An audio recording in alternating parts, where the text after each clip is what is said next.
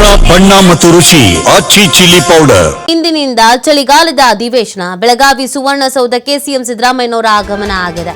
ಮೊದಲ ದಿನವಾದ ಇಂದು ಸಂತಾಪ ಸೂಚನಾ ನಿರ್ಣಯ. ಇತ್ತೀಚೆಗೆ ನಿಧನರಾದ ಗಣ್ಯರಿಗೆ ಸಂತಾಪ ಸೂಚನೆ.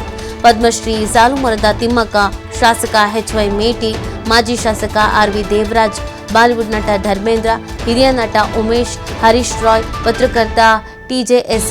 ಜಾರ್ಜ್, ಐಎಎಸ್ ಅಧಿಕಾರಿ ಮಹಾಂತೇಶ್ ಬೀಳಗಿ ಸೇರಿ ಹಲವರ ನಿಧನಕ್ಕೆ ಸಂತಾಪವನ್ನು ಸೂಚಿಸಲಾಗುತ್ತೆ.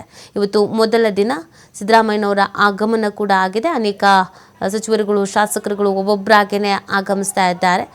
ಮೊದಲ ದಿನ ಸಹಜವಾಗಿಯೇ ಯಾವಾಗಲೂ ಇರುವಂತೆಯೇ ಅಗಲಿದಂಥ ಗಣ್ಯರಿಗೆ ಸಂತಾಪವನ್ನು ಸೂಚಿಸಲಾಗುತ್ತೆ. ಈ ಬಾರಿಯೂ ಕೂಡ ಹಾಗೇನೆ ಮೊದಲ ದಿನ ಸಂತಾಪವನ್ನು ಸೂಚಿಸುವಂಥ ಕೆಲಸವನ್ನು ಮಾಡಲಾಗತ್ತೆ.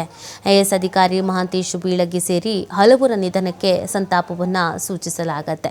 ಅದಾದ ನಂತರ ನಾಳೆಗೆ ಅಧಿವೇಶನವನ್ನು ಮುಂದೂಡಿಕೆ ಮಾಡಲಾಗತ್ತೆ. ಬೆಳಗಾವಿ ಸುವರ್ಣಸೌಧಕ್ಕೆ ಈಗ ಸಿಎಂ ಸಿದ್ದರಾಮಯ್ಯನವರ ಆಗಮನ ಆಗಿದೆ ಅನ್ನೋದ್ರ ಬಗ್ಗೆ ಮಾಹಿತಿ ಸಿಗ್ತಾ ಇದೆ.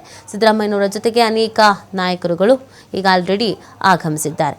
ಹಲವು ವಿಚಾರಗಳ ಬಗ್ಗೆ ಚರ್ಚೆ, ಹಲವು ನಿರ್ಧಾರಗಳು, ಮಹತ್ವದ ಯೋಜನೆಗಳಿಗೆ ಅನುಷ್ಠಾನ, ಕಾಮಗಾರಿಗಳಿಗೆ ಅನುಷ್ಠಾನ, ಅನುದಾನ ಬಿಡುಗಡೆ, ಹೀಗೆ ಹಲವು ವಿಚಾರಗಳ ಬಗ್ಗೆ ಪ್ರಸ್ತಾಪಿಸಲಾಗುತ್ತೆ ಈ ಬಾರಿ ಅಂತ ಸಾಕಷ್ಟು ನಿರೀಕ್ಷೆಯನ್ನು ಇಟ್ಕೊಂಡು ಕುತೂಹಲದಿಂದ ಕಾಯಲಾಗ್ತಾ ಇದೆ.